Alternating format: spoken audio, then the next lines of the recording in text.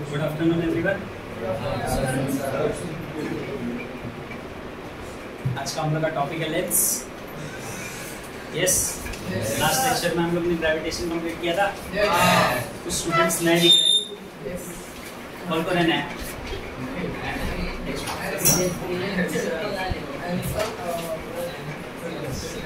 Okay, चलो not an issue. तो सबसे पहले ना बेटा लेंस के बारे में कोई कुछ बता सकता है? मतलब आप लोग का ऑलरेडी पढ़ के हो गया, ये रिवीजन सेशन है। तो लेंस आप लोग ने क्या पढ़ा है, क्या कोई बता सकता है? व्हाट इज लेंस, लेंस में है क्या, एग्जैक्टली क्या करना है, लेंस में इम्पोर्टेंट क्या है, ऐसा कुछ कोई बता सकता है? हाँ, दो टाइप के लेंस होते हैं। Very good. कौन कौन से? Convex and concave. बराबर है। ये दोनों के बारे में मालूम है? कौन सा लेंस कॉनकेव होता है और कौन सा लेंस कॉन्वेक्स होता है?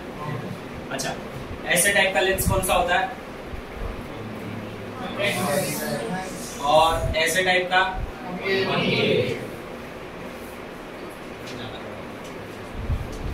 बराबर ना।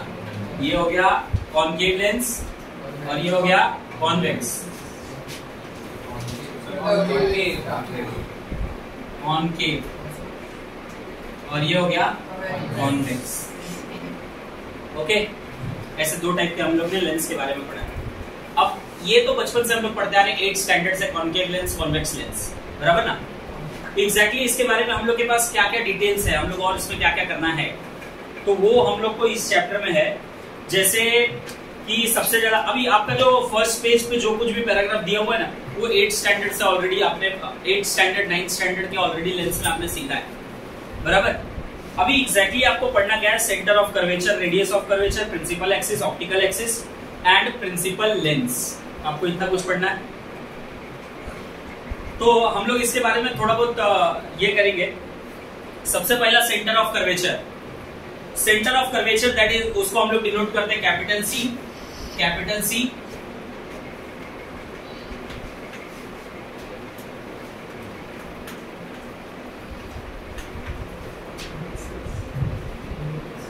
Capital C.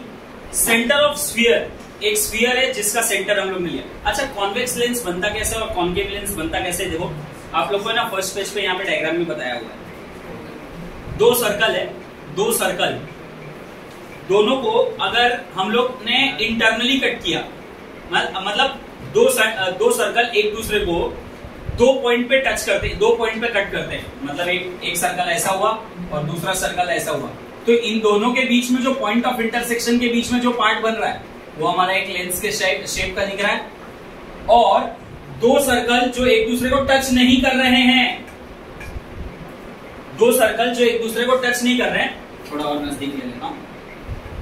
दो सर्कल जो एक दूसरे को टच बिल्कुल भी नहीं कर रहे हैं, हाँ, तो ये दोनों के बीच का जो पार्ट है, ये देखो हम लोग का एक लेंस ऐसा टाइप का लेंस दिख रहा है। बराबर ना। ये वाला जो हमारा ज्योमेट्री दिख रहा है, ये हमारा दूसरा लेंस दिख रहा है। मतलब ये भी कहीं ना कहीं मैथ्स के ऊपर डिपेंडेंट है। बराबर ना। तो इसमें भी हम लोग को थोड़ा बहुत मैथ्स पढ़ना है, दैट इज न्यूमेरिकल्स। इसके सम्स हम लोग को करना है। ओके, तो एक है centre of curvature. The centre of sphere whose part from surface of the lens are called center of curvature। क्या है? Centre of sphere is whose parts from surface of lenses, forms surface of lenses are called center of curvature। मतलब दो sphere है, दो sphere मिलके आपको वो एक स्फीयर का सरफेस बना रहे, that is the centre of curvature. फिर उसके बाद lens with both surface spherical has two centres of curvature, that is C1 and C2। दोनों के पास दो अलग अलग सेंटर है, that is C1 and C2। Next है radius of curvature. Radius of curvature क्या है? Capital R। The radii R1 and R2, ये दोनों हम लोग, ये सारा का सारा ना बेटा, वो जो बाजू वाला डायग्राम बताया ना अभी सर्कल वाला, सब कुछ उसमें ही है।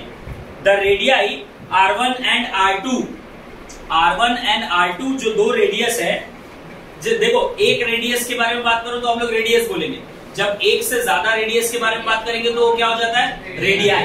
क्या हो जाता है? रेडियाई। तो अपने पास है 2 रेडियाई। अगर हम लोग रेडियाई की बात कर रहे हैं मतलब एक रेडियस से ज्यादा के बारे में बात कर रहे हैं, बराबर ना। The radii R1 and R2 of the sphere whose parts from surface of the lens are called radii of the curvature of the lens। मतलब देखो इसके ये 2 सेंटर हैं, 2 सर्कल हैं, 2 सर्कल का हम लोग जो ऐसे 2 सर्कल जो हमारा जैसे क्या बनाने के लिए बोल रहा है, जो सरफेस हमारा लेंस बनाने का काम कर रहे हैं, ऐसे 2 सर्कल जिनके वजह से हमारा लेंस बन रहा है, या तो ये ऐसा वाला लेंस या तो ऐसा वाला लेंस, तो उसके दोनों रेडियस को क्या बोलेंगे, क्या बोलेंगे, रेडियस ऑफ कर्वेचर, बराबर है। ये हमारा R1 हो गया, ये हमारा R2 हो गया। यहां पे भी 2 रेडियस होगा, इसका रेडियस और इसका रेडियस, तो ये हो गया R1, ये हो गया R2। These are the radius of curvature. Okay, फिर है optical centre, that is sorry principal axis. Principal axis क्या है कि the imaginary line pass through both the centre of curvature is called the principal axis. इन दोनों के centre से एक इमेजिनरी लाइन पास हो रहा है, that is the principal axis. इन दोनों के सेंटर से एक लाइन पास हो रहा है, that is the principal axis, बराबर है। फिर इसके बाद क्या बोल रहा है, optical centre. Optical centre O, the point inside the lens on the principal axis through which light rays pass without changing their path is called optical centre of a lens. इसका मतलब क्या हो गया, एक ऐसा point inside the lens of the principal axis, principal axis के बीच पे, इन दोनों के एग्जैक्टली बीच में, प्रिंसिपल एक्सिस के एग्जैक्टली बीच में एक ऐसा पॉइंट जो हम लोग के प्रिंसिपल एक्सिस के ऊपर लाई कर रहा है, वो क्या हो गया हमारा, वो ऑप्टिकल सेंटर हो गया, बराबर। फिर इसके बाद है principal focus, capital F। Principal focus is capital F। देखो इसमें इस चैप्टर में ना बेटा कैपिटल F और स्मॉल f का 2 अलग अलग मीनिंग है।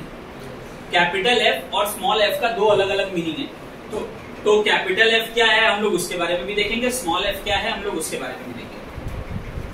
Capital F, when light rays parallel to the principal axis and are incident on convex lens, they converge a point on the principal axis. These points are called principal focus of the lens. Principal focus का मतलब समझा? Principal focus क्या है, जब हम लोग कोई एक लाइट रे पास करते हैं अपने लेंस से, लेकिन वो लाइट रे जो है वो किसको पैरेलल है, हमारे प्रिंसिपल एक्सिस को। लाइट रे हमारा प्रिंसिपल एक्सिस को पैरेलल है, और ये कौन से लेंस की बात कर रहे हैं हम लोग, convex lens. They converge a point on the principal axis. वो लोग सारा पॉइंट क्या कर रहे हैं, कलेक्ट कर रहे हैं प्रिंसिपल एक्सिस के ऊपर, और वो पॉइंट को क्या बोलते हैं, optical centre, sorry principal focus, बराबर। जैसे अभी देखो नीचे आपके पास पैराग्राफ में दिया हुआ है फोकल लेंथ। फोकल लेंथ क्या है, फोकल लेंथ स्मॉल f के बारे में दिया हुआ है। Focal length is the small f। अब फोकल लेंथ होता क्या है, the distance between optical centre and principal focus of the length are called focal length. Principal क्या है, the distance between optical centre and the principal focus is called focal length. अब जैसे ये हम लोग ना अभी सबसे पहले कॉन्वेक्स लेंस के बारे में बात करते हैं। कॉन्वेक्स लेंस से बहुत सारे रेज आ रहे हैं, और ये प्रिंसिपल एक्सिस है हमारा, ये हमारा प्रिंसिपल एक्सिस है, ये हमारा प्रिंसिपल एक्सिस है। यहां से सब के सब कन्वर्ज होके एक पॉइंट पे मिल रहे, बराबर ना, सब लोग एक पॉइंट पे मिले। ये पॉइंट क्या हो गया हमारा, प्रिंसिपल फोकस ना, दैट इज कैपिटल F। और ये पॉइंट क्या था हमारा, ऑप्टिकल सेंटर हो, तो ऑप्टिकल सेंटर और प्रिंसिपल फोकस के बीच का distance is called the f, small f, that is focal length. समझ में आया? ऑप्टिकल सेंटर और प्रिंसिपल फोकस के बीच का डिस्टेंस क्या है हमारा, फोकल लेंथ। क्लियर है बेटा? यस। अब इसके बाद ऐसे ही कॉन्केव लेंस के लिए भी है। कॉन्केव लेंस के बीच का फोकल लेंथ क्या होगा, अब जैसे आपके पास मान लो ये है, अभी यहां से आपके पास लाइट रेज आ रहे हैं, और ये प्रिंसिपल एक्सिस है, यहाँ से लाइट रे इस डायरेक्शन में जा रहा है, यहाँ से लाइट रे इस डायरेक्शन में जा रहा है। तो यहाँ पे भी एक ऑप्टिकल सेंटर है और यहाँ पे भी एक प्रिंसिपल फोकस है। तो इन दोनों के बीच का distance is called focal length. समझ में आया? ओके, नेक्स्ट आगे आ जाओ। रे डायग्राम, ये सब आप लोग जस्ट एक बार आपको रीड करना है बेटा, इसमें कुछ इंपॉर्टेंट नहीं है। इंपॉर्टेंट आपका कहां पे है मालूम है? इंपॉर्टेंट ये देखो, आपको टेबल दिया हुआ है, वो टेबल एकदम अच्छे से याद करो, उसका न्यूमेरिकल्स में काम आता है। टेबल एकदम अच्छे से लर्न करो। पेज नंबर 83 उसका न्यूमेरिकल्स में काम आता है, बराबर ना? न्यूमेरिकल्स में क्या करना है, कैसे करना है, क्यों करना है, कितना करना है, उसका काम आता है।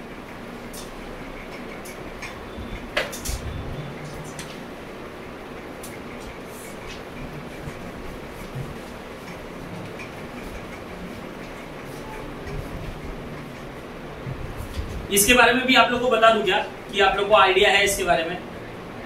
हाँ, है ना? ओके, अभी सबसे ज्यादा इंपॉर्टेंट बेटा लेंस फॉर्मूला। इसके साइन कन्वेंशन भी इंपॉर्टेंट है और लेंस फॉर्मूला। तो साइन कन्वेंशन और लेंस फॉर्मूला हम लोग करते हैं। लेंस फॉर्मूला क्या है? सबसे ज्यादा इंपॉर्टेंट लेंस फॉर्मूला। अगर इस लेंस चैप्टर से एक क्वेश्चन आएगा, अगर न्यूमेरिकल आएगा, अगर सम आएगा, तो बेटा ये मान के चलो लेंस फॉर्मूला से कंफर्म आएगा। लेंस फॉर्मूला के बेस पे कंफर्म क्वेश्चन होगा। अगर इस चैप्टर से न्यूमेरिकल आ रहा है, सम आ रहा है, तो ये मान के चलो कि लेंस फॉर्मूला से कंफर्म आएगा। लेंस फॉर्मूला का एक क्वेश्चन कंफर्म आपको बोर्ड एग्जाम में मिलेगा। समझे ना? तो सबसे पहला क्या है? Lens formula. The formula showing the relation between the distance object, that is u,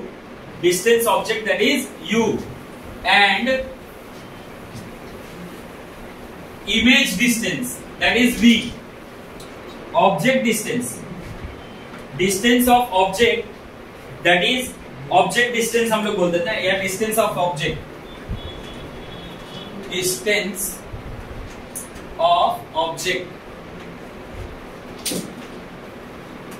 that is u। और उसके बाद दूसरा क्या बोल रहा है कि distance of image, that is v। Distance of image, that is v। अगर ऐसा कुछ है आपके पास, and the focal length f is called the formula.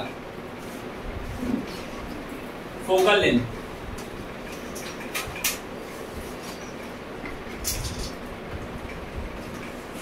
Small है,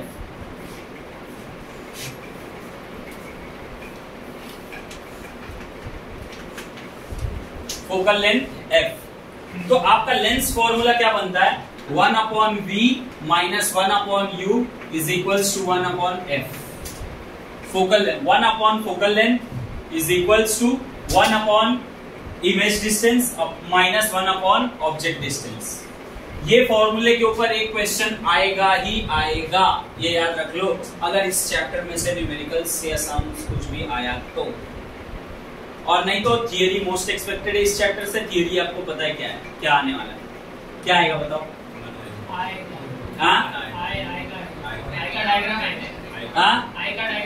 आई का डायग्राम और मायोपिया, हाइपरमेट्रोपिया सबसे ज्यादा इंपॉर्टेंट टॉपिक है बेटा वो। चलो वो टॉपिक पे हम लोग आते हैं। फिलहाल अभी हम लोग ये न्यूमेरिकल्स के बेस पे देखते हैं। अब इसके साइन कन्वेंशन क्या है? टेक्स्ट बुक में देखो बेटा, जहां पे फॉर्मूला दिया हुआ पेज नंबर 84 पे, उसके नीचे एक पैराग्राफ दिया और बाजू में एक ब्लू कलर का पैराग्राफ दिया, ग्रीन कलर का। तो ये साइन कन्वेंशन बहुत ज्यादा इंपॉर्टेंट है, इसके लिए रीड करते हैं हम लोग इसको एक बार। The lens formula is same for any spherical lens and any distance of the object from the lens. क्या है? The lens formula is the same for any spherical lens. कोई भी spherical lens, मतलब indirectly क्या कहना चाह रहे हैं? Convex lens हो या concave lens हो, दोनों के लिए ये lens formula क्या होगा? Same. It is, however, necessary to use the sign convention properly. मतलब हमारा साइन कन्वेंशन प्रॉपरली यूज होना चाहिए। Terms and condition apply. Formula हमेशा सेम होगा, वो कॉनकेव लेंस हो या कॉन्वेक्स लेंस हो, लेकिन टर्म्स एंड कंडीशंस क्या हैं? टर्म्स एंड कंडीशंस ये हैं कि आप साइन कन्वेंशन प्रॉपर्ली यूज करो, समझे? ओके। अकॉर्डिंग टू, अभी देखो एक किसकी बुक लिया हूं, उस बुक में ना ये लिखा हुआ है 5 टाइम्स, है ना? आप लोग सब लोग की बुक में लिखा हुआ रहता है, ये बहुत इंपॉर्टेंट है। अब ये इंपॉर्टेंट है इसी वजह से इसके क्या बोल रहे हो? अभी वापस 5 बार लिखोगे? बेशरम लोग, अभी तक लर्न किया हुआ रहना चाहिए। ओके। इतना गंदा है तुलसी बाबा।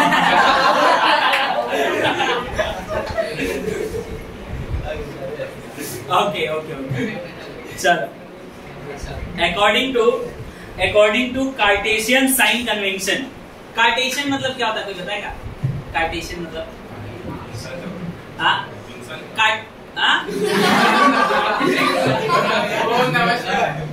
नहीं ठीक है, चलो जान लो, रिकॉर्डिंग चालू है, वो ऑनलाइन चालू है, ज्यादा मच नहीं। ओके,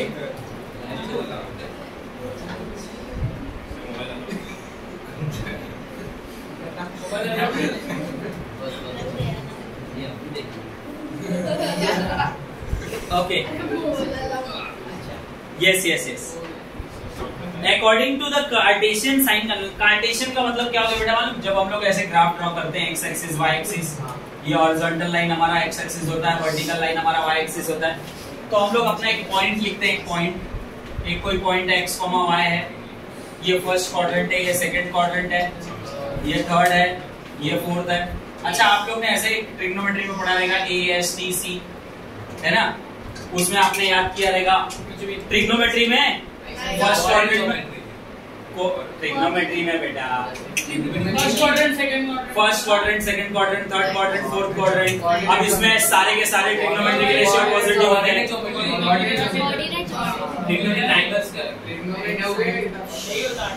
सारे के सारे ट्रिग्नोमेट्रिक रेशियोज पॉजिटिव हैं। इसमें साइन और कोसेक पॉजिटिव है, इसमें टैन और कॉट पॉजिटिव है, इसमें कॉस और सेक पॉजिटिव है।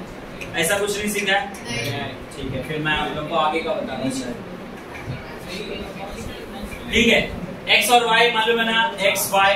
तो ऐसे टाइप के सिस्टम को ना बेटा हम लोग कार्टेशियन सिस्टम बोलते हैं। क्या बोलते हैं? Cartesian system. समझ में आया ना? तो एक्स कॉमा वाई के करस्पॉन्स में हम लोग अपना जब पॉइंट लिखते हैं तो उसको क्या बोलते हैं हम लोग? Cartesian system. कार्टेशियन सिस्टम में क्या है कि the optical centre O is taken to be origin. गंदे बच्चे लोग ध्यान दो इधर। ऑप्टिकल सेंटर, अपना जो ऑप्टिकल सेंटर है मतलब लेंस का सेंटर, हम लोग ने अपने लेंस को एग्जैक्टली ओरिजिन पे रखा है, बराबर है? ये अपना लेंस है। कौन सा लेंस है? बराबर। फिर उसके बाद क्या बोला है? The principal axis is at x axis of the frame of reference. हमारा प्रिंसिपल एक्सिस क्या है? X axis of the frame of reference. ये हमारा प्रिंसिपल एक्सिस है, बराबर। और आगे क्या बोल रहा है? The sign conventions is as follows. पहला, the object is always placed on the left of the lens. जो हमारा ऑब्जेक्ट होगा वो कहां होगा? हमारा मतलब कौन से साइड? ऑब्जेक्ट हमारा नेगेटिव एक्स एक्सिस पे होगा। ऑब्जेक्ट हमारा कहां होगा? नेगेटिव एक्स एक्सिस पे। फिर all distance parallel to the principal axis are measured from the optical center। सारे के सारे डिस्टेंस जो पैरेलल टू प्रिंसिपल एक्सिस है are measured from optical centre, मतलब y के रेस्पेक्ट में हम लोग मेजर करेंगे, बराबर है ना? सारे के सारे डिस्टेंस। अभी देखो मुझे यहां से यहां तक का डिस्टेंस फाइंड आउट करना है, तो यहां से मैंने देखा x के ऊपर इधर की कितनी वैल्यू है? मान लो इधर -7 है, x का इधर -7 है, तो इतने का डिस्टेंस कितना हो गया? डिस्टेंस कितना हो गया? -7। मार खाओगे एकदम जोर से बेटा, डिस्टेंस कभी नेगेटिव होता है क्या? नहीं। मान लो जैसे आप बनिए की दुकान पे गए या नॉर्मल अपना चौक मैन्युफैक्चरिंग कंपनी है, मान लो अपना खुद का घर की खेती, बराबर ना? अपना खुद का चौक मैन्युफैक्चरिंग कंपनी है, मैं आपको बोलूं 10 सेंटीमीटर का चौक बनाओ या 15 सेंटीमीटर का चौक बनाओ, आप बना सकते हो? इतना बड़ा चौक बना सकते हो? अपनी खुद की कंपनी बना सकते हैं। अपन तो 100 मीटर का भी बना सकते हैं, मतलब 100 मीटर अप्रोक्सीमेट 1 मीटर का भी बना सकते हैं, 100 सेंटीमीटर है ना, इतना भी बना सकते हैं। वो अपनी मर्जी, अपना मैन्युफैक्चरिंग कंपनी, अपन कुछ भी कर सकते हैं। तो अभी मैं छोटा बनाने के लिए बोल रहा हूँ, छोटा। आप 10 सेंटीमीटर का बना सकते हो, 10 से छोटा लिखते लिखते देखो ये 5-7 के आसपास है, इतना भी बना सकते हो। इससे छोटा 5 सेंटीमीटर का भी बना सकते हो, फिर 2 सेंटीमीटर, 1 सेंटीमीटर, एकदम छोटा छोटा करते करते आधे सेंटीमीटर का बना सकते हो क्या? यस, बना सकते हो। भले वो कोई यूज में नहीं आएगा, लेकिन बना सकते हैं। यस, 0.1 सेंटीमीटर का बना सकते हैं। 1 मिलीमीटर का, अभी जैसे चौक का डस्ट उड़ रहा है, ये भी तो चौक है ना, ये डस्ट उड़ रहा है, ये भी तो चौक है ना, लेकिन उसका कुछ तो साइज है ना, इसके लिए दिख रहा है ना। लेकिन एग्जैक्ट 0 की बात करो, 0 मतलब क्या हो गया? कुछ नहीं। 0 मतलब क्या हो गया? मान लो मेरे हाथ पे चौक है क्या? एग्जैक्टली है ना भाई, 0 सेंटीमीटर का, उसका 0 यूनिट उसका लेंथ है ना, मतलब 0 यूनिट मतलब कुछ नहीं। तो आप लेंथ को कभी नेगेटिव लेके जा सकते हो? लेंथ नेगेटिव पॉसिबल है क्या? 0 पे ही कुछ नहीं हो रहा है तो नेगेटिव पॉसिबल ही नहीं होगा, एग्जिस्ट ही नहीं करेगा। जब 0 पे नहीं एग्जिस्ट कर रहा है, 1 पे एग्जिस्ट कर रहा है। 1 सेंटीमीटर का चौक, ये देखो 1 सेंटीमीटर का चौक, यस सर 1 सेंटीमीटर का चौक दिख रहा है, सबको दिख रहा है। 2 सेंटीमीटर का चौक, यस सर 2 सेंटीमीटर का चौक भी दिख रहा है। 5 सेंटीमीटर का चौक, यस सर 5 सेंटीमीटर का दिख रहा है। लेकिन मैं बात करूं 0 सेंटीमीटर, आप बताओ, कुछ नहीं। तो लेंथ कभी नेगेटिव होगा क्या? नहीं। तो यहां से यहां तक का डिस्टेंस बेटा क्या होगा? खाली 7 यूनिट, खाली 7 यूनिट होगा, समझे ना? वो ना तो -7, वो -7 कभी होगा ही नहीं। -7 ये क्या बता रहा है? खाली अलग टाइप से मेजर करने का तरीका बता रहा है। -7 क्या बता रहा है? अलग टाइप से मेजर करने का तरीका। लेकिन डिस्टेंस कभी नेगेटिव नहीं होगा, तो वो 7 यूनिट उसका डिस्टेंस होगा, समझे ना? फिर हमेशा हम लोग इससे सेंटर से डिस्टेंस मेजर करेंगे, ये क्लियर हो गया? सेंटर से मेजर करेंगे मतलब कहां से करेंगे? वाई एक्सिस से, बराबर ना? ये हमारा लेंस है। Next, second point, the distance measured off to the right of O are taken to be positive, while those measured to the left are taken to be negative. जो अब हम लोग डिस्टेंस जो हम लोग लेफ्ट साइड लेंगे उसको negative major करेंगे, और जो राइट में लेंगे उसको पॉजिटिव। अब ऐसा क्यों? क्योंकि भाई मान लो आपका इमेज यहाँ पे फॉर्म हो रहा है, तो यहां से यहां तक का आपका एक्चुअल डिस्टेंस हो गया, लेकिन इस साइड जब आप जाओगे तो वो नेगेटिव साइड आगे बढ़ रहे हो, तो उसको हम लोग माइनस साइन में क्यों लिखेंगे मालूम है? माइनस साइन इंडिकेट कर रहा है कि वो लेफ्ट डायरेक्शन में है। यहां पे माइनस साइन इंडिकेट क्या करेगा? कि वो लेफ्ट डायरेक्शन में, मतलब ऑपोजिट डायरेक्शन में है। वहां पे हम लोग डिस्टेंस -7 यूनिट नहीं लिखे, -7 यूनिट लिखेंगे, लेकिन हम लोग वो वहां पे माइनस साइन ये बताने के लिए लिखेंगे कि भाई वहां पे माइनस साइन जो है वो लेफ्ट डायरेक्शन बता रहा है, डायरेक्शन बता रहा है। डायरेक्शन के लिए हम लोग प्लस साइन क्या बता रहा है? कि वो सही डायरेक्शन में है, माइनस साइन बता रहा है कि वो गलत डायरेक्शन में। समझ में है ना? The distance perpendicular to the principal axis and above it are taken to be positive, and distance perpendicular to the principal axis and below it are taken to be negative. मतलब distance ऊपर के side जो होगा वो क्या होगा? Positive. नीचे के साइड जो होगा वो क्या होगा? ऐसे इधर लेफ्ट साइड जो होगा वो क्या होगा? नेगेटिव। ऊपर के साइड क्या होगा? राइट साइड में क्या होगा? हमें पॉजिटिव नेगेटिव क्या बता रहा है? डायरेक्शन। पॉजिटिव नेगेटिव क्या बता रहा है? डायरेक्शन। क्लियर है? Yes. Next, the distance, the focal length of the convex lens is positive, while that of convex lens is negative.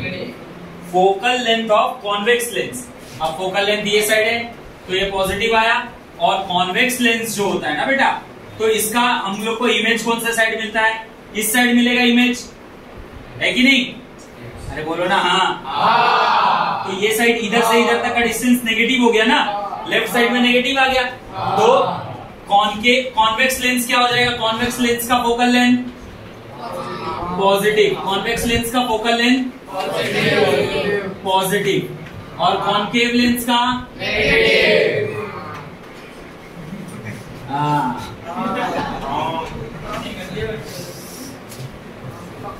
Okay, sign convention समझा सबको? बेशरम हो तुम। नहीं, गंदे बच्चे गंदे रहते, बेशरम नहीं रहते। तुम लोग बेशरम हो। तू गलत फहमी में बैठा।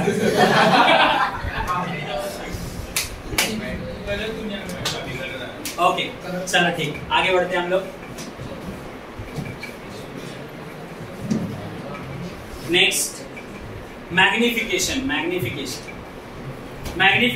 द मैग्निफिकेशन ड्यू टू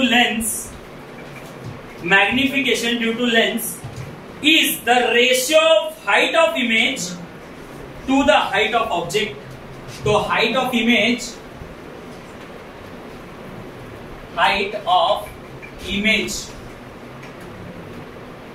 इसको हम लोग h2 लेंगे और height of object इसको हम लोग h1 लेंगे। तो magnification capital N will be equal to h2 upon h1, h2 upon h1।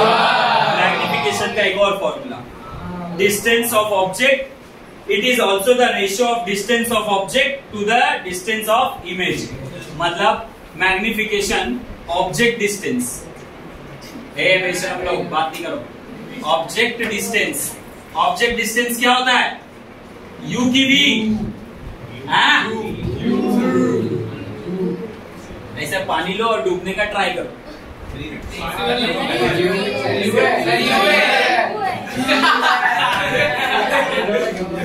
Object distance u, same for me also. नहीं, मैंने बोला ट्राई करने के लिए बेटा, मैं ट्राई करके हो चुका है, कुछ नहीं होता है।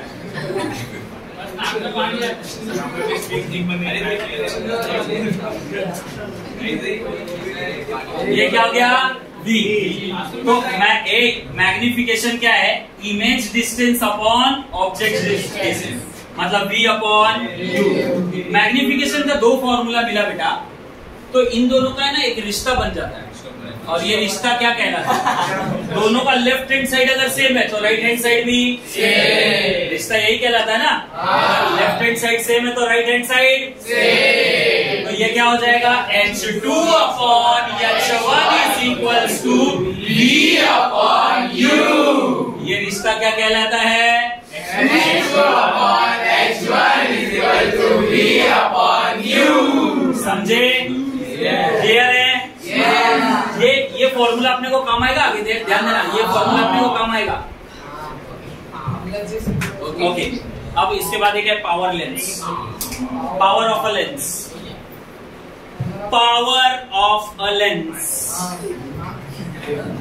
The capacity. क्या पावर? यहाँ पे देखो, यहाँ पे वो पावर है, वो ताकत होता है ना, ताकत वही वही। यहाँ पे भी वो पावर मतलब वही है, यहाँ पे भी। बस ध्यान दो, बॉडी में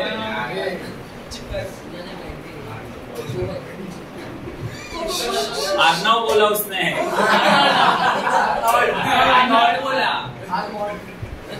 ओके यस बेटा ध्यान दो, यस मेरे बच्चों ध्यान दो। पावर ऑफ अ लेंस, यहाँ पे पावर मतलब क्या हो गया? यहाँ पे भी पावर मतलब ताकत हो गया, बराबर ना? पावर मतलब ताकत यहाँ पे। अब पावर ऑफ लेंस, लेंस का ताकत क्या है? अब वो पॉजिटिव पावर भी होता है, नेगेटिव पावर भी होता है। तो किसका पॉजिटिव होता है, किसका नेगेटिव? आप लोग नॉर्मली जैसे चश्मा देखो, किसी को माइनस में रहता है, किसी को प्लस में रहता है चश्मा, बराबर ना? नॉर्मली हम लोग चश्मा लगाते हैं जो लोग, उन लोग का नंबर जो हम लोग बोलते हैं वो number that is power only. वो पावर किसी का पॉजिटिव रहता है, किसी का नेगेटिव रहता है, जिसको अभी हम लोग मायोपिया, हाइपरमेट्रोपिया में पढ़ेंगे, बराबर ना? Okay, the capacity of lens to converge और diverge incident ray is called power. क्या है? The capacity of lens to converge और diverge incident ray is called power.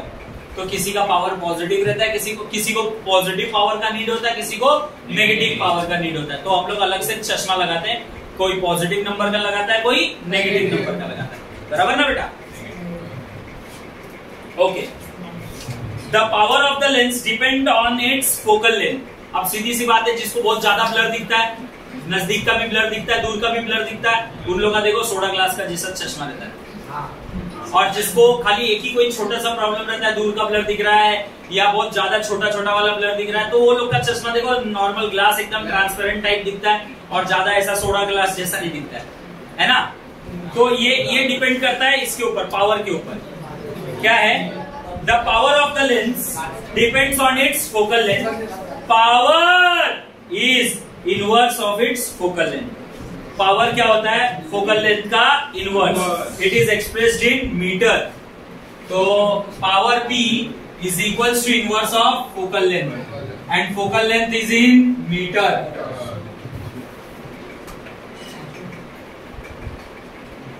Focal length is in metre. Power का formula भी आ गया। Power is equals to 1 upon F। Power is equals to 1 upon F and focal length is in metre. Focal length is in metre. यार ये तो image उल्टा दिख रहा है। नहीं, इमेज ना एक ऐसा आता है, वो मिरर इमेज नहीं दिखता है। वीडियो को कुछ ज्यादा मीनिंग नहीं बनता है।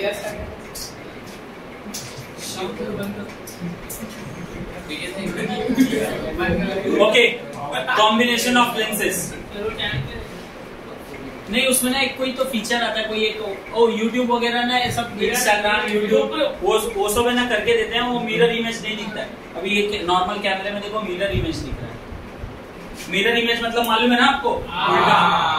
उसके बारे में पढ़े हो ना 8th स्टैंडर्ड में? अच्छा, ऑनलाइन। आप लोग की बैच ऑनलाइन वाली, बराबर।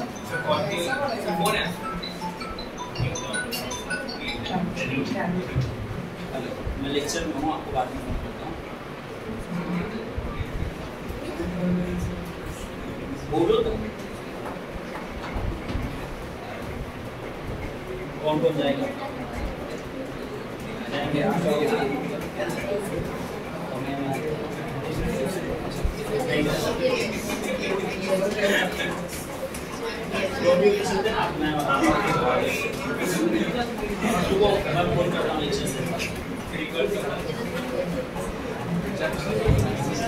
Okay, yes. Combination of lenses. Now we are going to study combination of lenses. इधर का लाइट नहीं जाती।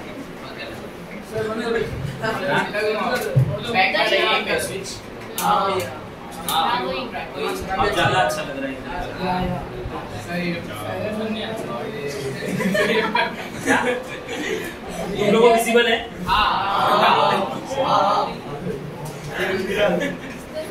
Okay, my dear students, please pay attention. Combination of lenses. तो if two lenses with focal length f1 and f2 are kept in contact with each other, दो lens हम लोग रख रहे हैं कांटेक्ट में, आपस के एक दूसरे के कांटेक्ट में, और दोनों का लेंथ, फोकल लेंथ क्या है? f1 and f2.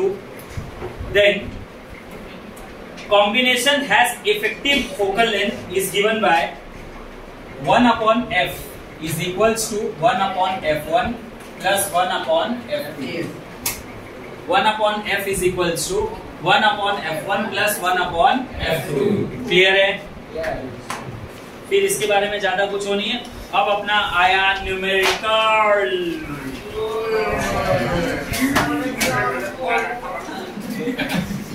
क्या हो गया रे तुम लोग को? कहां से आ गया?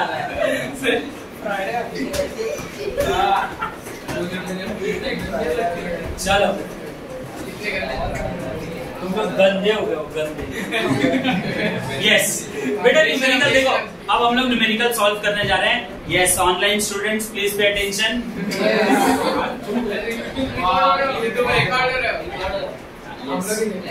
Please pay attention. तुम लोग ही देखोगे। ओके अभी मैंने लास्ट लेक्चर में बताया था, आज भी बता रहा हूँ मेरे बच्चों, आप ये क्वेश्चन न्यूमेरिकल के जो भी क्वेश्चन होते हैं, क्वेश्चन को जितना अच्छे से पढ़ोगे, क्वेश्चन का मीनिंग जितना अच्छे से समझोगे, डेटा क्या दिया हुआ है और क्या फाइंड आउट करना है वो अगर पता चल गया, और कंडीशन ये, तीसरा कंडीशन ये है कि फॉर्मूला आपको याद रहना चाहिए। तो मुझे नहीं लगता कोई डिफिकल्ट फॉर्मूला था जो याद नहीं हो पाएगा आप लोग को। तो खाली आपको डेटा निकालने आना चाहिए, और दूसरा क्या आना चाहिए, डेटा निकालने आना चाहिए, और क्या मतलब क्या फाइंड आउट करना है वो भी पता करना आना चाहिए। फॉर्मूला अगर आपको याद है तो आप फुल 100% क्वेश्चन सॉल्व कर लोगे। अगर इतना नहीं आता है तो आप क्वेश्चन पढ़ते ही फंस जाओगे क्वेश्चन में, अरे बाप रे क्या दिया हुआ है, और करोगे नहीं। ओके तो सबसे पहले देखो first question, an object is placed vertically at a distance of 20 unit from convex lens. एक कॉन्वेक्स लेंस है जिससे 20 सेंटीमीटर दूर एक ऑब्जेक्ट रखा हुआ है, वो भी वर्टिकल पोजीशन में। If the height of the object is 5 metre, 5 centimetre, मतलब हम लोग को हाइट मिल गया, एक क्या मिला, हाइट। सबसे पहला given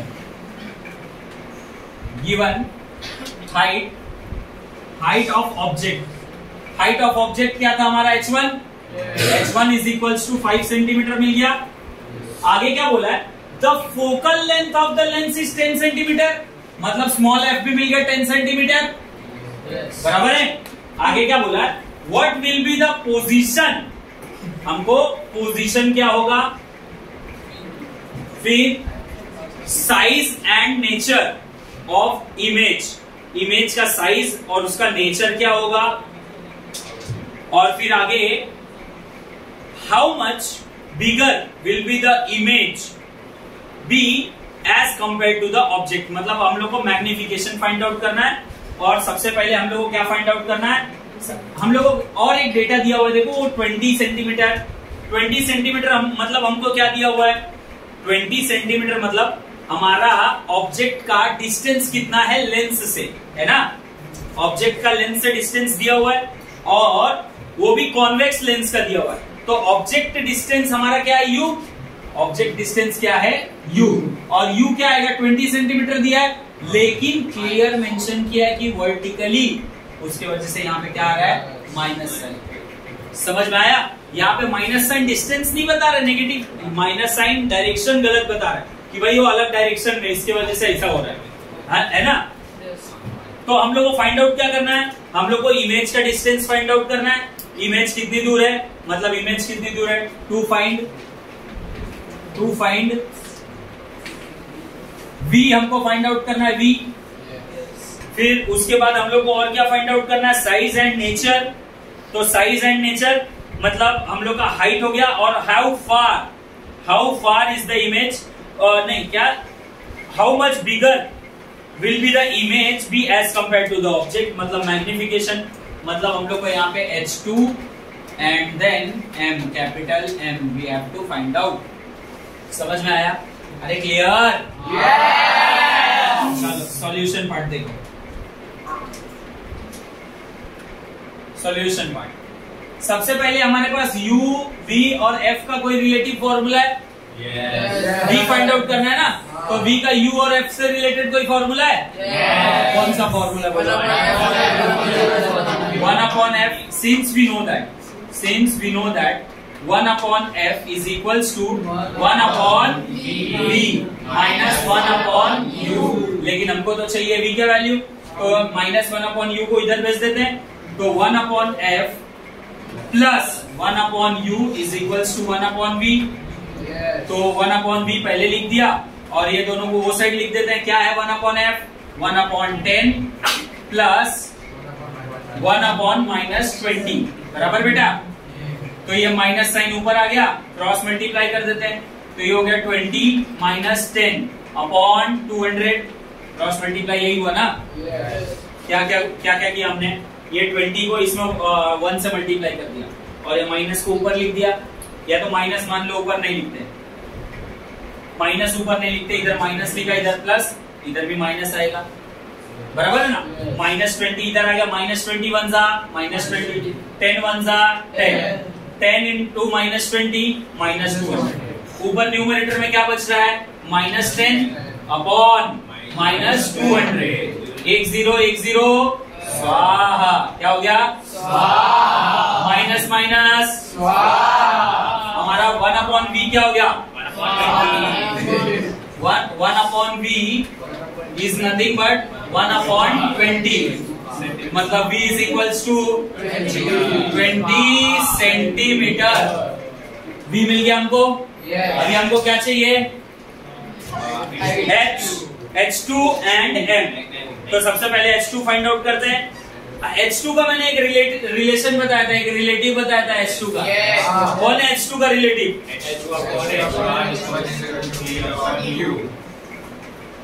Since we know that H2/H1 is equals to V/U, बराबर है।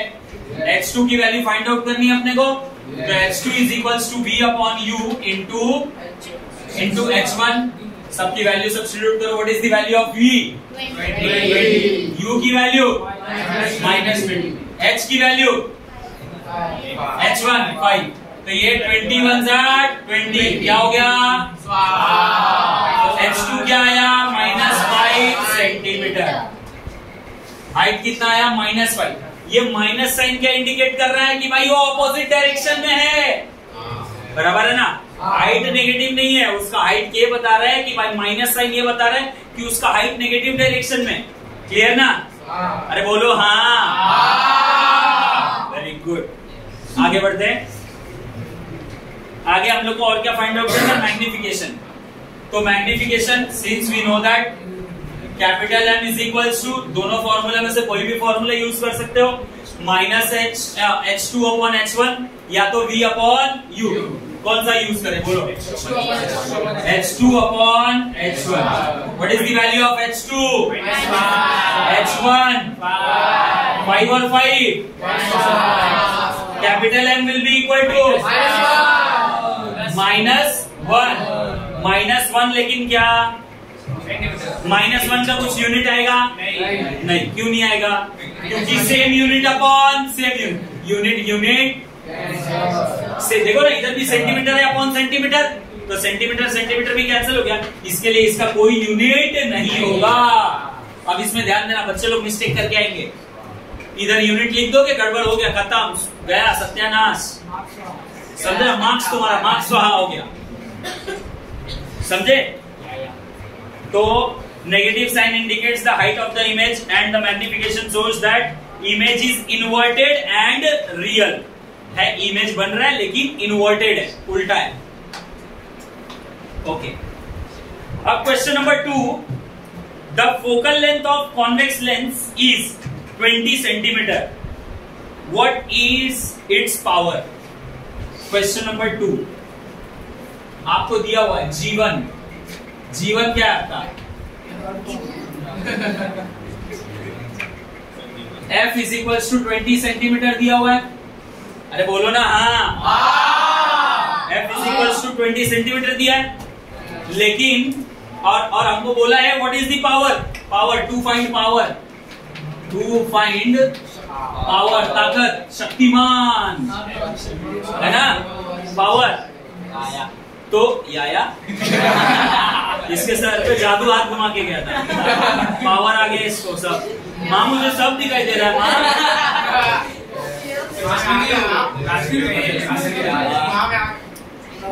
माँ मुझे कुछ नहीं दिखाई दे रहा है माँ। ओके चलो ठीक है, रिलैक्स। यस बस बेटा नहीं बोलते। गंदे बच्चे लोग ध्यान दो। We have to find out power. Solution part देखो,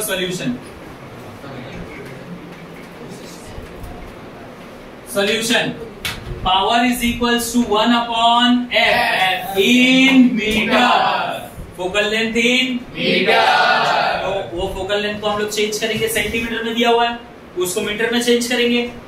तो but focal length is equals to 20 centimetre, तो इसको मीटर में करेंगे तो क्या हो जाएगा 20 इंटू 10⁻⁻² मीटर, बराबर ना?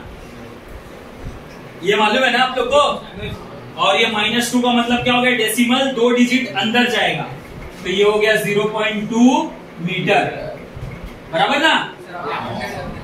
अपॉन 100 कर सकते हो, अपॉन 100 भी, मतलब देखो 10⁻² है, 10 के पावर में -2, इसका मतलब किसी के भी पावर में नेगेटिव नंबर रहेगा तो उसको नीचे भेजने का पॉजिटिव हो जाता है, मतलब वो 1/10 के पावर में 2 हो गया, मतलब 1/100 है।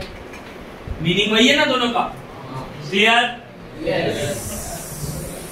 अब आपके पास है, you guys are having P is equals to 1/0.2, तो power is equals to 5 D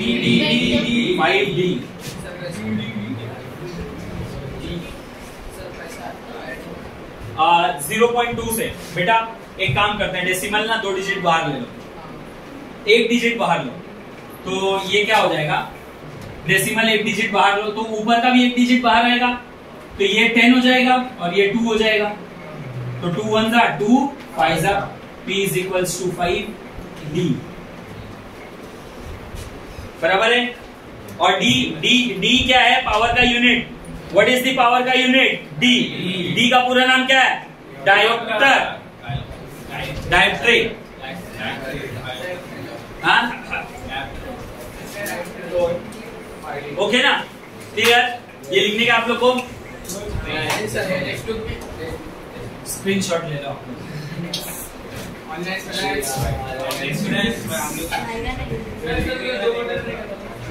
हाँ 2 बटन रहेगा, दबाओ, स्क्रीनशॉट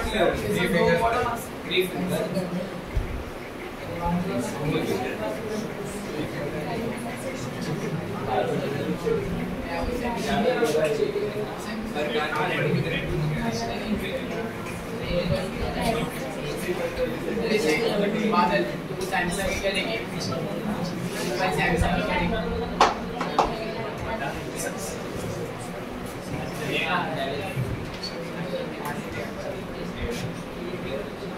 2015 के बाद ना बेटा, 15 के बाद से नहीं, कॉलेज में भी चॉक बोर्ड था, कॉलेज के बाद पहली बार चॉक बोर्ड तुम लोग के पास ही पढ़ाया। कॉलेज में पढ़ाता था जब भी चॉक बोर्ड पे पढ़ाता था, फिर अभी तुम लोग की क्लास में पढ़ाया।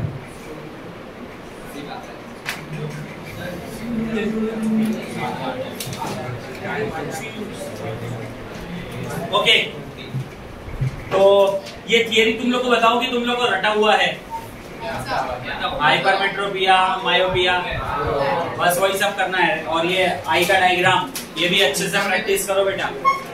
आई का डायग्राम कम से कम 10 बार और प्रैक्टिस कर लो, बहुत इंपॉर्टेंट क्वेश्चन है। और देखो डिस्टिंग्विश आप लोग को दिया हुआ है। डिस्टिंग्विश क्या क्या है? फार sightedness and near sightedness, concave lens and convex lens, ये बहुत ज्यादा इंपॉर्टेंट है।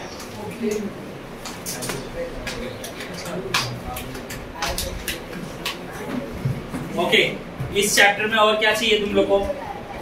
मेरे ख्याल से जितना इंपॉर्टेंट पार्ट था वो सब मैंने कवर किया, और जो एक इंपॉर्टेंट है वो थियरी है तुम लोग को रटने के लिए, और मेरे ख्याल से तुम लोग ने रटा भी होगा। थियरी में क्या रटना? आई का डायग्राम, फिर उसके बाद आपके पास है मायोपिया, हाइपरमेट्रोपिया और प्रिस्बायोपिया, बराबर ना? फिर उसके बाद use of concave lens, use of convex lens, ये कर लो, दैट्स इट, खत्म आपका चैप्टर। वो और यूजेस ना बेटा क्या करने का रहता है ना, एकदम रटने का नहीं रहता, यूजेस खाली जस्ट एक बार गो थ्रू करने का रहता है, पढ़ने का रहता है। यूजेस का मीनिंग समझ के लो, डे टू डे लाइफ में कहाँ काम आता है वो पढ़ के लो, खत्म। और वही एग्जाम में लिखना होता है। आप टेक्स्ट बुक में जैसा लिखा हुआ है ना वर्ड टू वर्ड वो लैंग्वेज में लिखोगे, you will get full marks. मतलब डाइजेस्ट और नोट्स के लैंग्वेज का ना लिख के अगर आप टेक्स्ट बुक के लैंग्वेज का लिखते हो तो वो बोर्ड में पेपर चेक करने वाले को ज्यादा प्रेफरेबल रहता है, बराबर ना बेटा? तो ट्राई करो आप लोग जो टेक्स्ट बुक का लैंग्वेज है वो लैंग्वेज में लिखने का, नहीं तो कोई भी जो आपको याद है, अभी लास्ट मोमेंट पे कुछ चेंज मत करो, जैसा याद है आपको वैसा ही पढ़ो और वैसे ही लिखो, ओके ना? और अगेन, और तुम लोगों को साइंस में कुछ चैप्टर का रिवीजन चाहिए? कौन सा? एक minute. Yes, in general when a liquid, बेटा मस्ती करोगे क्लास के बाहर भेज दूंगा, तो बेटर मस्ती नहीं करो। When a liquid is heated up to a certain temperature, it extends, and when it cooled, it contracts. मतलब जब हम लोग वाटर को हीट कर रहे हैं तो वो क्या होएगा? एक्सटेंड होएगा, वो है ना बड़ा होने का ट्राई करेगा। और जब आप उसको ठंडा करोगे तो वो है ना और ज्यादा सिकुड़ेगा, छोटा होगा। Water however shows a special exceptional behavior if we heat from 0 to 4 degree Celsius. लेकिन 0 डिग्री से 4 डिग्री पे वो एक्सेप्शन है। देखो फ्रीजिंग टेम्परेचर है ना वाटर का क्या है? 0। जब तक 0 डिग्री पे आएगा नहीं तब तक वो फ्रीज होना चालू नहीं होएगा। लेकिन हीट करोगे ना, जब आपके पास मान लो कोई एक आइस है, आइस जो -16 डिग्री टेम्परेचर पे है, -16 मतलब फ्रोजन आइस, फ्रोजन वाटर, उसको आपने हीट करना चालू किया, वो -16, -12, -10, -5, -3, -2, -1, 0 पे आ गया। 0 के बाद 1 पे आया ना तो भी वो आइस का पानी नहीं बन रहा है। 2 पे आया, पानी से आइस बनने के लिए जब तक 0 पे नहीं गया तब तक आइस बना ही नहीं। लेकिन 0 से 1 पे आया तो भी वो ये नहीं बन रहा है, वाटर पानी, आइस पानी नहीं बन रहा है। 2 पे आया तो भी नहीं बन रहा है, 3 पे आया तो भी नहीं बन रहा है, 4 पे जब आया तब बनना चालू हो रहा है। तो ये वाटर क्या है? थोड़ा सा अलग टाइप का ये दिखाता है कि भाई कूल होने के लिए उसको 0 डिग्री ही चाहिए और उसको लिक्विड फॉर्म में आने के लिए 4 डिग्री तक जाना पड़ेगा। ये थोड़ा सा उसका एक बिहेवियर में चेंजेस है। अब वो क्या है? It contracts instead of expand at 4 degree, its volume is minimum. If the water is heated further, it expands and its volume increase. The behavior of water between temperature 0 to 4 is called anomalous behavior of water. 0 से 4 degree के बीच का ये जो है, इसको क्या बोलेंगे? anomalous behavior of water. If 1 kg of water heated from 0 degree to 0 degree Celsius, its volume is plotted as function of temperature. We get the graph showing 5.4। Next page पे एक दिख रहा है ग्राफ, वो है। फिर आगे क्या बोल रहा है? At 4 degree centigrade the volume of water is minimum. It means that the density of water is maximum. और वॉल्यूम और डेंसिटी का बेटा इनवर्स रिलेशन होता है। अगर वॉल्यूम ज्यादा है तो डेंसिटी कम है, अगर डेंसिटी कम है तो वॉल्यूम ज्यादा है। तो दोनों में इनवर्स का रिलेशन है। अभी स्टडी, हम लोग इसका स्टडी करते हैं, इसके ग्राफ को हम लोग रीड करते हैं, एग्जैक्टली क्या करता है, ये क्या है, कैसा है, तो उसके बारे में हम लोग रीड करते हैं। We study of anomalous behaviour of water using hope's apparatus। Hope's apparatus देखो नीचे डायग्राम दिया हुआ है। होप्स apparatus में एक वर्टिकल सिलेंडर है, उसके बाजू में फ्रीजिंग मिक्सचर है और थर्मामीटर 2 लगाया हुआ है, जो एक 0 डिग्री पे है और एक 4 डिग्री पे। तो अब आगे देखते हैं क्या है। The anomalous behaviour of water can be studied with hopes apparatus। In hopes apparatus a flat bowl is attached to a cylindrical container। जैसा डायग्राम में दिया हुआ है, flat bowl is attached to a cylindrical container। There is provision to attach thermometer above and below। मतलब उसके अंदर हम लोग ने कुछ ऐसा अरेंजमेंट किया कि हम लोग उसमें ऊपर और नीचे थर्मामीटर भी लगा सकते हैं, बराबर ना। और फिर आगे क्या बोला है, water is filled in the cylindrical container and a mixture of ice and salt, that is freezing mixture. Freezing mixture, ice and salt, वो हम लोग ने इसके अंदर डाल दिया है फ्लैट बाउल के अंदर। During the study of anomalous behaviour of water using Hope's apparatus, temperature T1 and T2 are recorded after every 30 second. हर 30 सेकेंड में हम लोग टेम्परेचर T1 और T2 का रिकॉर्ड कर रहे हैं, ओके ना। अरे बोलो हाँ। बस इतना ही हाँ बोलने का था, इतना ही हाँ बोलना था। The temperature are plotted on the y-axis and the time in minutes on the x axis. क्या बोला है, टेम्परेचर कहां पे प्लॉट करना है, वाई एक्सिस पे, और टाइम कहां पे, एक्स एक्सिस पे, बराबर ना बेटा। अरे बोलो हाँ। द ग्राफ हमको दिया हुआ है। The graph shows initially both the temperature T1 and T2 are identical. पहले स्टार्टिंग में बता रहे हैं कि टेम्परेचर T1 और T2 क्या है, आइडेंटिकल। आइडेंटिकल मतलब क्या हो गया, शेम टू शेम। क्या हो गया, same to same. Okay. However, as time passes, temperature T1 of the water in the lower part of the cylinder decreases fast, while temperature T2 of the water or in the upper part of the cylinder decreases comparatively slowly. मतलब नीचे वाला part जो है ना वो जल्दी freeze हो रहा है, फास्ट फ्रीज हो रहा है एज कम्पेयर टू ऊपर वाला पार्ट, बराबर है। नेक्स्ट क्या बोल रहा है, however once the temperature T1 of the lower part reaches as at 4 degree, it remains almost stable at temperature. T2 decreases slowly to the 4 degree.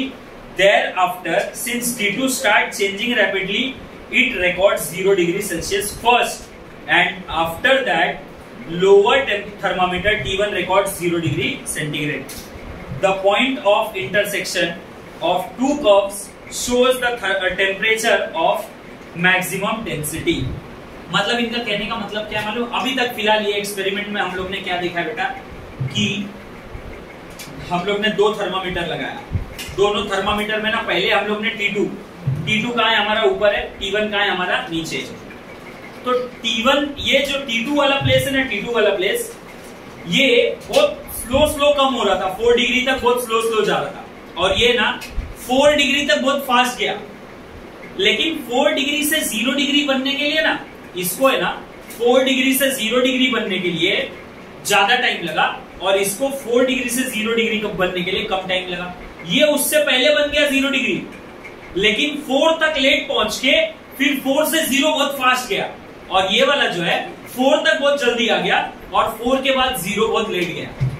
समझ में आया ना, एक आपको टेम्परेचर ऊपर है, एक टेम्परेचर नीचे है, बराबर ना। तो उसके अकॉर्डिंग बता रहा हूं मैं। How can we explain these observations, initially the temperature of water in the middle cylinder lowers due to freezing mixture in the outer wall, since the temperature of the water there decreases, its volume decreases and density increases. मतलब क्या हो गया, सबसे पहले उसका volume decrease हुआ तो density क्या हो गया, इंक्रीज हुआ। अब क्यों ऐसा हुआ, क्यों, क्योंकि उधर फ्रीजिंग मिक्सचर था। अभी बीच में ये हमारा सिलिंड्रिकल ये है, कंटेनर है, इस पे हम लोग ने फ्रीजिंग सब्सटेंस लगा दिया। तो फ्रीजिंग सब्सटेंस यहाँ पे लगाया तो सबसे पहले यहीं पे ठंडा करेगा ना, सबसे पहले यहाँ पे ठंडा करेगा, तो यहाँ का सबसे पहले वॉल्यूम कम होगा, बराबर ना। सबसे पहले वॉल्यूम, डेंसिटी यहाँ का सबसे पहले बढ़ेगा, बराबर। तो वो कह रही है। फिर उसके बाद the water with high density moves downward. High density water कहा गया, downward. Therefore the lower thermometer T1 shows rapid fall in temperature. इसी वजह से जो नीचे T1 जो ये लगा हुआ है थर्मामीटर, उस पे वो 4 तक एकदम फास्ट गया, रैपिड। क्यों, क्योंकि हम लोग का क्या हो गया, डेंसिटी इंक्रीज हुआ। डेंसिटी इंक्रीज हुआ तो वो डाउनवर्ड डायरेक्शन में गया। अब डाउनवर्ड डायरेक्शन में गया, इसके वजह से नीचे वाले थर्मामीटर में 4 तक बहुत फास्ट आया। समझ में आया ना, 4 तक बहुत फास्ट आया। फिर इसके बाद T1 shows rapid fall in continues till the temperature of waters become equal to 4 degree. अब सबका पूरे वाटर का टेम्परेचर 4 डिग्री हो गया, वहां तक तो एकदम फास्ट, ये नीचे वाला पार्ट बहुत फास्ट हो गया 4 डिग्री पे। लेकिन उसके बाद the volume increases and density decreases when the temperature of the water start decreasing below 4 the volume increases. अब जब टेम्परेचर 4 से नीचे गया तो वॉल्यूम डिक्रीज होने लगा और फिर उसके बाद डेंसिटी क्या होने लगा, इंक्रीज। अब फिर उससे क्या हुआ, it therefore moves the upward direction. इसके बाद उसने अपवर्ड डायरेक्शन की तरफ जाना चालू किया, और जब अपवर्ड डायरेक्शन की तरफ जाना चालू किया कौन, डेंसिटी ने, तो ऊपर वाले को और ज्यादा जल्दी 0 डिग्री पे लेके आया। मतलब पहले डाउनवर्ड जा रहा था, इसके लिए नीचे वाला फास्ट 4 डिग्री पे पहुंच गया और 4 डिग्री पे जाके रुक गया, ऊपर वाला भी 4 डिग्री पे आ गया।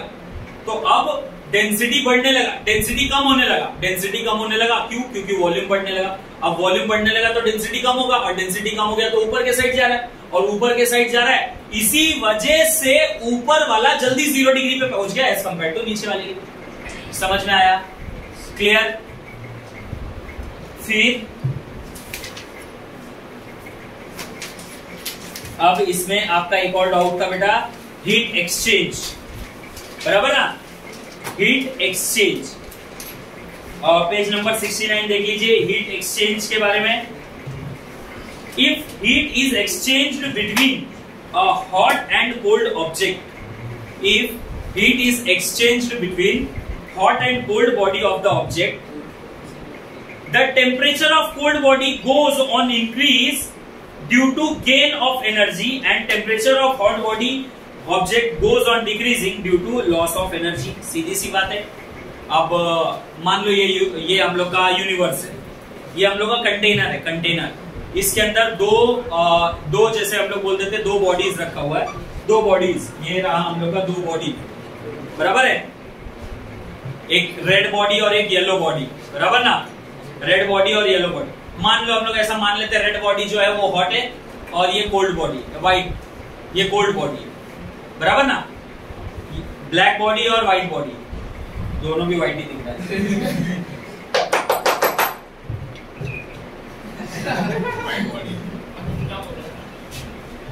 कौन है ये, क्या है, सीटी क्यों बजा रहे हो बेटा? चलो ठीक, ध्यान दो गंदे बच्चों। एक ब्लैक बॉडी और एक white body, perfectly black body तो वैसे मैं हूं। तो आप लोग ने इसमें हीट में पढ़ा है ना, black body absorbs more heat. तो black body absorbs more heat क्यों? क्योंकि है ना, अब इसमें भी फिजिक्स, अभी वो जो हम लोग ने रिफ्लेक्शन पढ़ा ना, उसका कॉन्सेप्ट है। ब्लैक जो ब्लैक सरफेस होता है ना, वो क्या करता है, हीट को एब्जॉर्ब क्यों करता है, वो उसके ऊपर जो रेज आते हैं ना, रेज, लाइट रेज आते हैं ना, ये ब्लैक बॉडी है ना, उसको एब्जॉर्ब कर लेता है, उसको रिफ्लेक्ट कम करता है as compare to white body.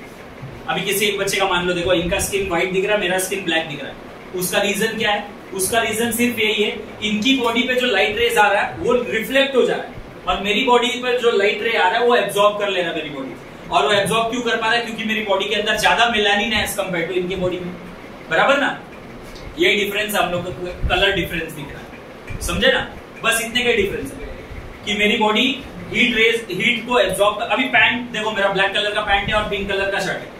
अब ब्लैक पैंट है ना, ज्यादा जो जितना भी लाइट रेज आ रहा है वो एब्जॉर्ब कर ले रहा है, और पिंक वाला है ना, ब्लैक के कंपेयर में ज्यादा रिफ्लेक्ट कर रहा है। अगर ये व्हाइट होता तो सबसे ज्यादा रिफ्लेक्ट करता है ना, व्हाइट की इंटेंसिटी सबसे ज्यादा होती है, सबसे ज्यादा रिफ्लेक्शन उसका रिफ्लेक्ट करने का पावर रहता है। बाकी हर एक कलर का अलग अलग रहता है। सबसे कम किसका रहता है? ब्लैक, बराबर ना। सबसे ज्यादा एब्जॉर्ब करने वाला ताकत किसका रहता है? ब्लैक का। तो ऐसे ही मान लो एक व्हाइट बॉडी है, एक ब्लैक बॉडी है, तो ब्लैक बॉडी हीटेड बॉडी है मान लेते हैं, गर्म बॉडी है। तो अब हम लोग एक बॉक्स के अंदर पैक करते हैं, तो एक सर्टेन टाइम पे ऐसा आएगा, दोनों का टेम्परेचर नॉर्मल रहेगा, सेम, दोनों का टेम्परेचर सेम रहेगा। ये वाला ठंडा हो चुका होगा, ये वाला गर्म हो चुका होगा। ये ठंडा है, ये गर्म है, दोनों को साथ में रख दो, एक बॉक्स के अंदर पैक कर दो। थोड़ी देर के बाद देखोगे तो ये वाला ठंडा हो चुका होगा, ये वाला गर्म। पहले के कंपेयर में इसका टेम्परेचर कम हो गया होगा, इसका टेम्परेचर ज्यादा हो गया होगा। अब ऐसा क्यों? यही है हीट एक्सचेंज। हीट एक्सचेंज में हमको यही पढ़ना है। तो भाई जो हॉटर बॉडी है वो कूल होता जाएगा और जो कूल बॉडी है वो गर्म होता जाएगा। अब ऐसा क्यों? क्योंकि उसके अंदर की हीट एनर्जी एक्सचेंज हो रही है, उनके अंदर की हीट एनर्जी एक्सचेंज हो रही है, बराबर ना।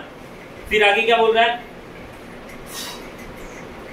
The system of both the objects is isolated from the environment by keeping inside the heat resistance box, meaning that the energy exchange takes place between two objects only.